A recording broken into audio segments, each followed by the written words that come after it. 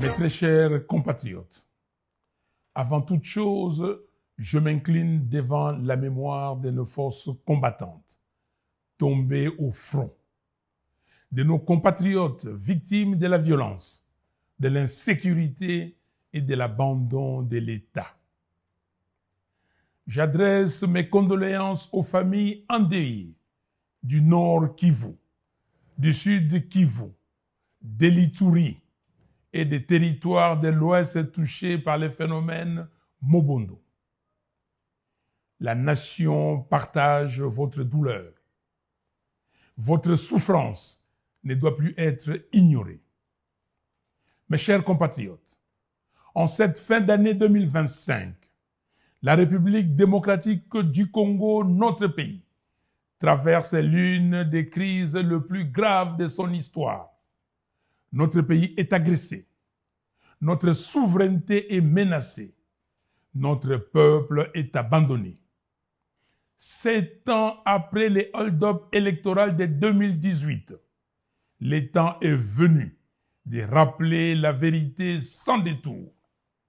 Le compromis politique entre Joseph Kabila et Félix Tshisekedi a échoué.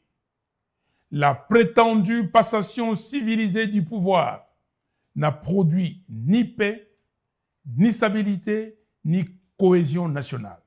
Elle a affaibli l'État, fragilisé nos institutions et ouvert la voie aux ennemis de la République. Chères Congolaises, chers Congolais, le temps de la résignation est révolu. Le temps du mensonge est terminé. Le temps de la peur doit prendre fin. Aujourd'hui, les faits sont implacables. Plus de 8 millions de Congolais sont déplacés sur leur propre sol. Des millions vivent comme réfugiés. Plus de 3/4 de notre population peinent à se nourrir chaque jour. Et notre nation continue de pleurer des millions de vies fauchées par des guerres imposées, notamment par l'agression rwandaise et ougandaise. Ce drame n'est ni une fatalité, ni une malédiction.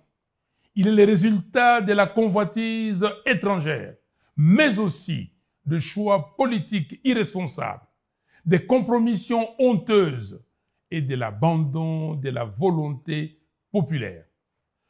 Un État qui trahit le vote du peuple devient faible.